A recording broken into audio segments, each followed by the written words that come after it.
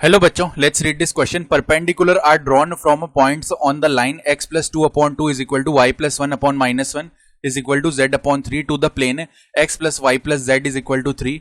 The feet of perpendiculars lie on the line. तो हमें बताना है कि जो फीट ऑफ परपेंडिकुलर्स है वो किस लाइन पे लाई कर रहा है। चार ऑप्शंस में से स्टार्ट कर लेते हैं हमारे की कॉन्सेप्ट से। की कॉन्सेप्ट देखो क्या हो जाएगा। हम जानते हैं फुट ऑफ परपेंडिकुलर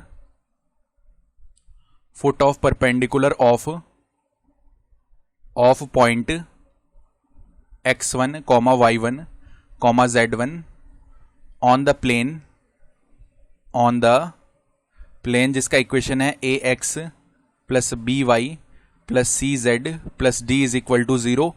तो अगर हम उसको x y z बोल रहे हैं फुट ऑफ परपेंडिकुलर को, तो x minus x1 upon a is equal to y minus y1 upon b is equal to z minus z1 upon c. This should be equal to minus of a x1 plus b y1 plus c z1 plus d whole upon का value a square plus b square plus में c square. इस तरीके से हो जाता है। ठीक है, तो अब देखो सिचुएशन क्या है। हमारे पास परपेंडिकुलर ड्रॉ किए जा रहे हैं from points on the line. यानी मान लो ये तो हमारा कोई प्लेन है, इस तरीके से ये हमारा प्लेन है और यहाँ पे लाइन है। तो इस लाइन से हम क्या कर रहे हैं, फुट ऑफ परपेंडिकुलर ऐसे ड्रॉ कर रहे हैं प्लेन पे। तो इनको ऐसे मिलाने वाली कोई लाइन होगी, ये फुट ऑफ परपेंडिकुलर है। ठीक है, इनको जो मिलाने वाली लाइन है हमें क्या करना है, इस लाइन की इक्वेशन बता देनी है। तो इस लाइन की तो हमें इक्वेशन पता है x प्लस 2 अपॉन में 2 is equal to y plus 1 upon में -1 is equal to z upon 3। ये प्लेन की इक्वेशन भी हमें पता है, क्या है, x plus y plus z is equal to 3। ठीक है, अब इक्वेशन देखते ही हम बता सकते हैं कि अगर हम x प्लस 2 को 0 रखें x माइनस 2 आ जाएगा, y प्लस 1 को 0 रखें y माइनस 1 आ जाएगा और z को 0 रखने पे 0 हो जाएगा। यानी एक पॉइंट जो इस लाइन पे लाई कर रहा है वो है माइनस का 2 कॉमा माइनस का 1 कॉमा 0। ये पॉइंट इस लाइन पे लाई कर रहा होगा, तभी देखो ये इसको सेटिस्फाई कर रहा है ना लाइन की इक्वेशन को। ठीक है, अब दूसरा पॉइंट अगर हमें फाइंड आउट करना है तो हम क्या कर सकते हैं। देखो यहां से अगर हमें दूसरा पॉइंट चाहिए तो पहले तो हम क्या करते हैं, ये वाला जो पॉइंट है इसका फुट ऑफ परपेंडिकुलर निकाल लेंगे। फिर यहां से अगर हमें दूसरा पॉइंट चाहिए तो एक बार के लिए देखो क्या करते हैं, इस कंप्लीट वैल्यू को लिखते हैं एक बार के लिए, x plus 2 upon 2 is equal to y plus 1 upon -1 is equal to z upon 3। तो इसको एक बार के लिए 1 बोल दिया हमने। ठीक है, ये हमने अपनी तरफ से किया है। तो अगर हम x का वैल्यू निकालेंगे वो क्या आएगा, 2 माइनस 2 डेट इज 0। y का वैल्यू क्या आएगा, -1 डेट इज -2। z का वैल्यू आ जाएगा 3। ठीक है, तो 0, -2, 3 रखो इस इक्वेशन में, सेटिस्फाई कर रहा होगा। देखो यहां से 1 मिलेगा, यहां से भी क्या होगा, -2 प्लस 1 होगा, -1 अपॉन -1 डेट इज 1। तो सब जगह 1 1 1 आ जाएगा जो कि सेटिस्फाई कर देगा इक्वेशन को। यानी एक पॉइंट इस पे हम मान सकते हैं 0, -2 और 3 इस तरीके से।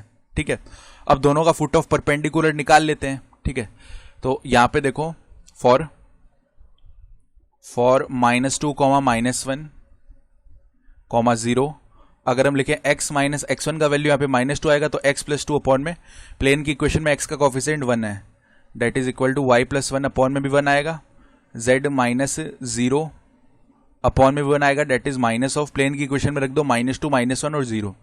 तो -2 -1 हो जाएगा -3, या एक काम करो इसको इस तरफ लेके आ जाओ, -3 इज इक्वल टू 0। ऐसे कर दो इसको। ठीक है, तो ऐसा करने से देखो क्या होगा, -2 -1 कितना होगा, -3 प्लस 0 करेंगे -3 होगा, -3 यानी -6 बना अंदर, प्लस में 1 का स्क्वायर प्लस में 1 का स्क्वायर प्लस में 1 का square. That means x plus 2 should be equal to y plus 1 that is equal to z that is equal to 6 upon में इधर 3 बन जाएगा, दिस इज 2। तो x का वैल्यू कितना आ जाएगा, 0, y का वैल्यू 2 -1 डेट इज 1 और z का वैल्यू 2 ही आ जाएगा। यानी 0 1 2 ये बन गया। तो ये पॉइंट आ गया, इसको अगर a बोल रहे हैं तो a के कोऑर्डिनेट्स आ गए 0, 1, 2। ठीक है, अब उसी तरीके से दूसरा जो पॉइंट है फॉर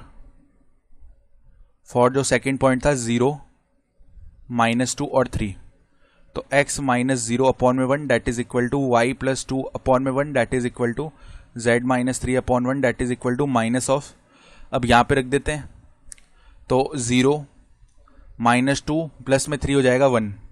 ठीक है, और 1 माइनस 3 यानी माइनस का 2 बनेगा, नीचे 3 बन रहा है। डैट मीन्स x का वैल्यू सिंपली आ जाएगा 2/3, y का वैल्यू आ जाएगा 2/3 में से 2 सब्ट्रैक्ट कर दो, तो यहाँ पे जो वैल्यू है ना माइनस का कितना आ जाएगा 4/3, और z का वैल्यू कितना आ जाएगा 2/3 में 3 ऐड कर दो, तो सिंपली देखो यहाँ पे 9 + 2 यानी कि 11, तो 11/3 बन जाएगा। तो ये पॉइंट आ गया 2/3 माइनस 4/3। इसको अगर हम b बोल रहे हैं, b के कोऑर्डिनेट्स आ गए 2/3 माइनस के 4/3 और 11/3, ये बन गए। अब हमें देखो एक लाइन जिस पे 2 पॉइंट्स पता है, तो हम उसका इक्वेशन लिख सकते हैं। अगर हमने इसको लाइन L बोल दिया तो L का इक्वेशन क्या होगा, L will be x minus जो जिससे पॉइंट पास कर रहा है वो x1 y1 z1 हो जाएंगे। तो a ले लेते हैं एक बार के लिए, तो x माइनस 0 अपॉन में डायरेक्शन रेशियो लिखना है, तो क्या करते हैं x2 माइनस x1 से लिखते हैं, तो 2/3 माइनस 0 करेंगे तो 2/3 आ जाएगा।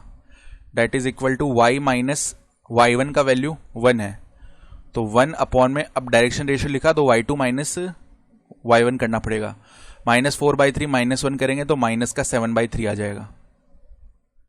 That is equal to z minus, अब z1 करेंगे उसका वैल्यू 2 है, तो 2 अपॉन में 11/3 माइनस का 2 कर देंगे, तो ये जो वैल्यू है ना 11 माइनस 6 यानी कि 5/3 इस टाइप का बन जाएगा। ठीक है, यानी अब देखो ऊपर बन गया 3x और यहाँ पे कितना हो जाएगा अपॉन में 2, that is equal to 3 times of y minus 1 upon में -7, that is equal to 3 times of z minus 2 upon में 5।